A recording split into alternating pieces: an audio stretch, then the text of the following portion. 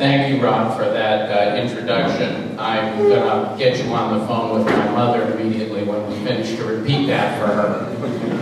She will enjoy it. I was particularly excited to come and speak to all of you for several reasons. In fact, one of the first things I did when I touched down in Prague, even before I presented credentials, was to request that we set this meeting up, to ask Weston and Ron that we set this meeting up.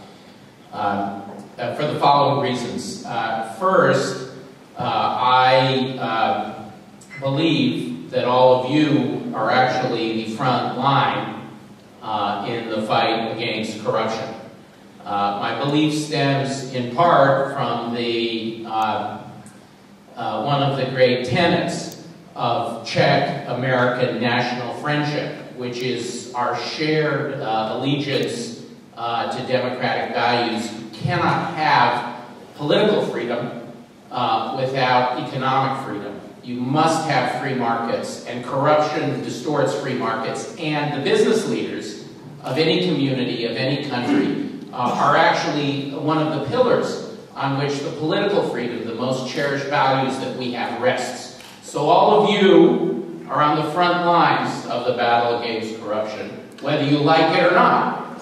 That's number one. But in Prague, in the Czech Republic, you have a particular role because of the exceptional work of AmCham, Ron's work, and because of your extraordinary director, Weston Stacy, who really has been a role model for me in the work that I have tried to do here. Yesterday we had, for example, Karl Janacek is here somewhere in his Fund Against Corruption. I was privileged to be one of the speakers in the Fund Against Corruption, and you know, some people said, well, gee, aren't you getting a little far out there?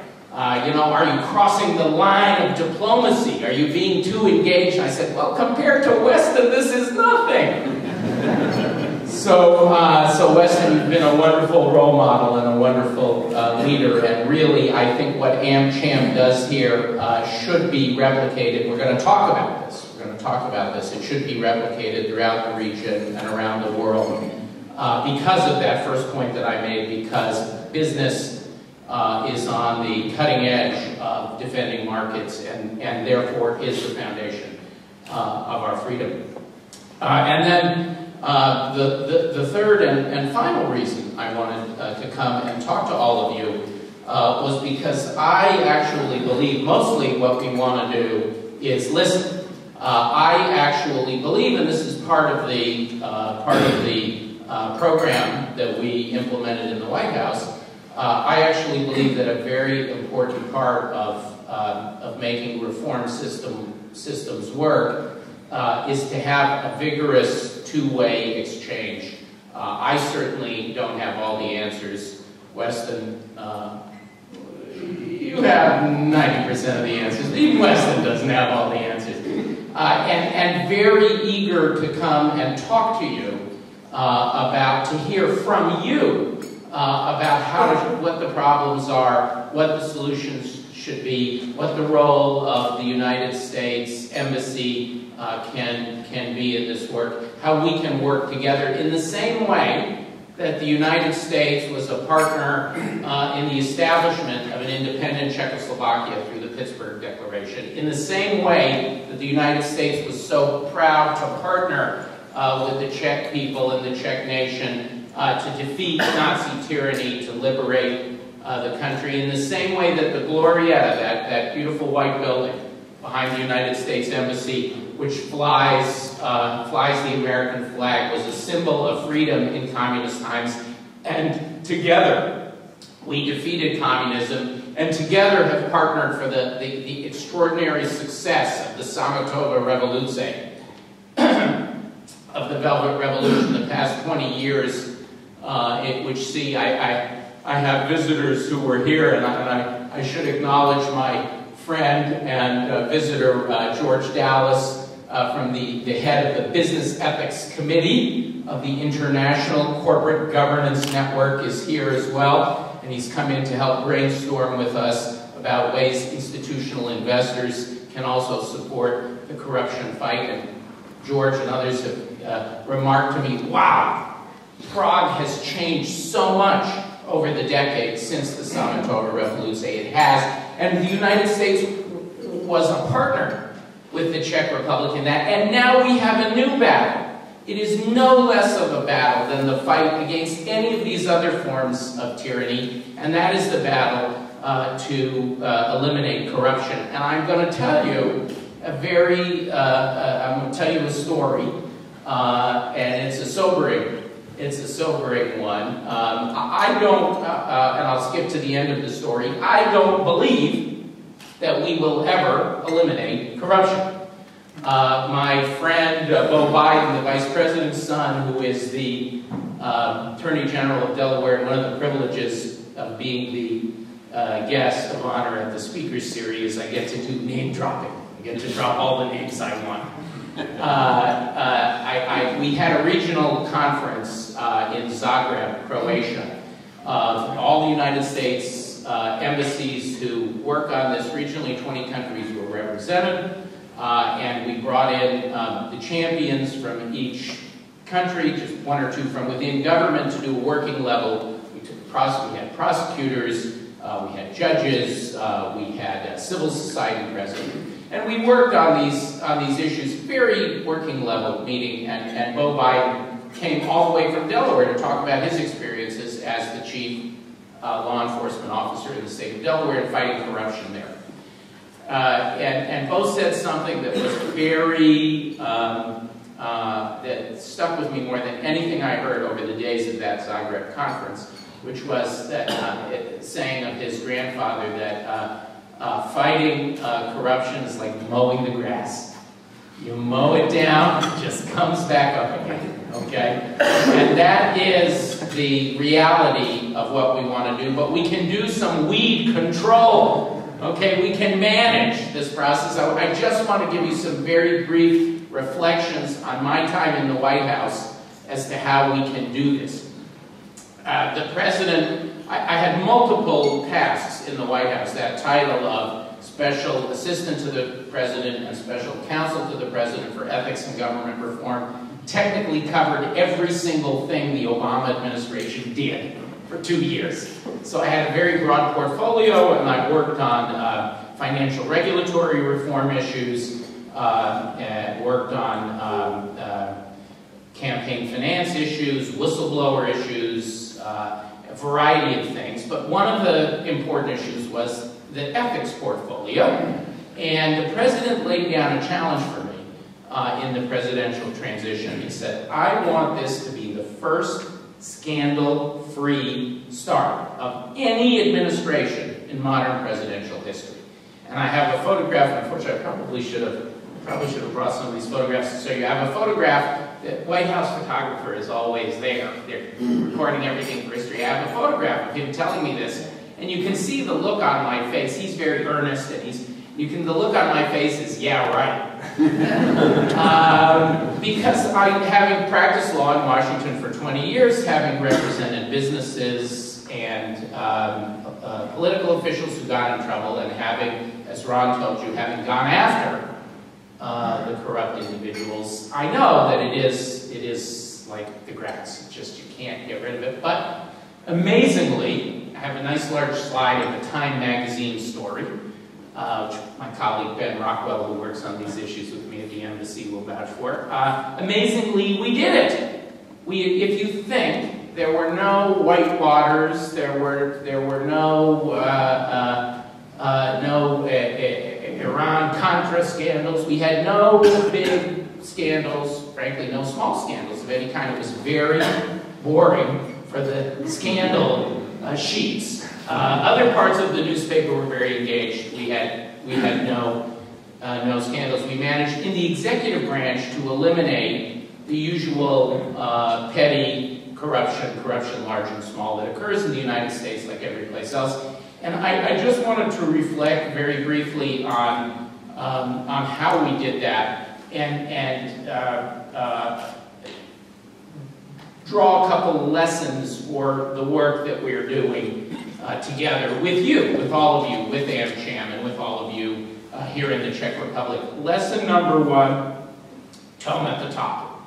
It is very important. That's why I am constantly out there speaking about these issues, including when I meet with everyone in the government, from the president, the prime minister on down. This is the first issue, I think, is the primary issue, and it's always in the, if you look at the news reporting about my meeting with Prime Minister Eisesn, you'll see that we talked about good governance and the fight against corruption. It is very, very important to set that tone.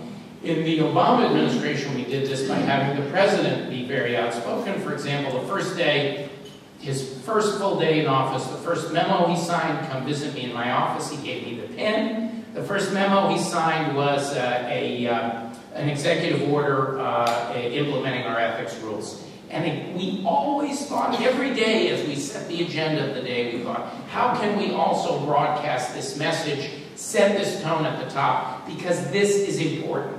If you don't have, if you can't control corruption, if you can't have good governance, the rest of the activities of government won't work. So tone at the top is one very important lesson, and frankly, all of you are at the top of the business culture in the Czech Republic. Many of you are the most senior person in your business organization. I think there's an important role that you have to play in setting this tone. That's lesson number 1. Lesson number 2 is you can't be afraid to have strong symbols and strong substance.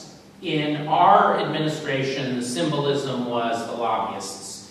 The president really felt that the lobbyists had run amok in Washington, that they had too much power. So it was substantively right, it was symbolic. Here, I think, the symbol, the thing that is really needed is we do need to have some accountability. Someone needs to be prosecuted and convicted. It's that people often say, well, we've got to catch a big fish. I know Professor Klitgart was here and he was obsessed with the giant tuna. I don't agree. I'll be candid with you. Catch any fish. A medium-sized, 2 medium-sized fish would be fine. 4 small fish would be outstanding. You can have a perfectly nice fish dinner with 4 small fish. But we do need to catch that fish. We still are seeking our symbol. In the meantime, there's wonderful work that you're doing, which brings me to my 3rd point. Transparency, radical transparency, is the friend of this corruption struggle. That's why the work that AmCham has done, that many of you are doing, for example, on the public procurement legislation, your platform that has now been implemented and is in the process of being turned into legislation, which we hope will pass.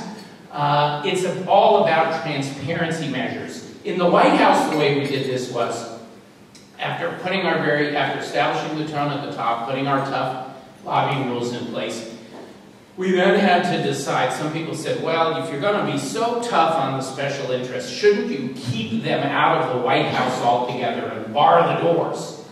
Now, I didn't think that was a good idea, and neither did the president. Our point was just we wanted to restore the balance. People have a right to lobby. It's actually a healthy part of the normal functioning of society. I have to say that now because essentially I'm a lobbyist for various issues, including this one. I'm out selling good government to anyone who listens all the time. But you know, would not have been right. Instead, what we did was we came up with a plan to use transparency. We put every visitor to the White House, first time in history, every visitor to the White House we put on the internet.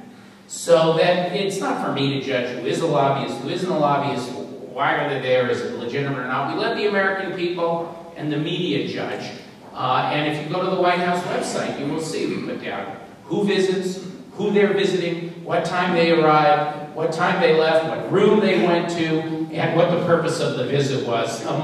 There's 24 different categories of information for every visitor that we put on there. So let transparency be your friend. that is another lesson, and we are implementing that lesson here. And then one final lesson, then we'll turn it over to the panel and also take some questions, is the importance of courage. The president was criticized from day one for these tough rules. And I was criticized personally. I mean, Ron was very nice. He didn't read some of the dirty names that my own friends called me. He quoted something from an article that was on the front page of the Washington Post. But in that same article there, called me the fun sponge, because I had sponged up all the fun. You can't take a secret, apparently you can't have fun unless you're taking secret gifts from Lobbyist West, and that's the key to fun in life. Another person said that guy is a propeller-headed geek, and it was printed in the Washington Post.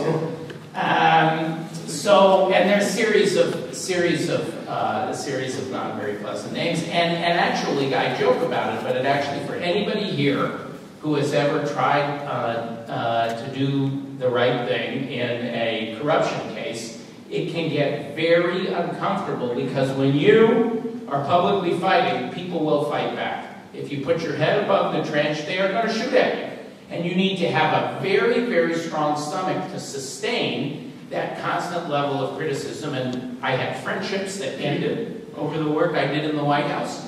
There were times when I turned on the TV. One night I was out to dinner, and I thought, oh, I'll go out to dinner with Lindsay, with my wife, and I'll escape from all this political tension in the White House. We'll go have a nice dinner, and there's a TV in the bar, and we come in and we sit down, and then I hear the TV. There's an angry host on the TV interviewing somebody. He says, "Who is this Norm Eisen anyhow?" So there's no, and it does wear you down. I joke about it, but it does wear you down, the constant criticism. But I am undaunted by that. That is, I take that as a badge of honor, and that is another thing that I have to applaud about AmCham's work, and that we have tried to emulate here, is we are not afraid of doing the right thing. We're willing to take the heat. We're willing to take the pressure. I hope all of you will do the same. If everyone in this room is prepared to roll up your sleeves, to push back against these issues, to speak out when you observe acts of misconduct, to be vocal and public in this work, then there is no way we cannot win the battle. So those are some lessons that I learned in the White House that I'm trying to bring to our outstanding work that is done here. We have a big team in the embassy that works on it. But I'm looking forward to hearing from my fellow panelists, and also to hearing from all of you about what your ideas are and how we can do this work better. I want to thank you for welcoming me, welcoming me and my family to Prague, and for welcoming me today. It's really a privilege to be with all of you. Děkuji vám moc krát.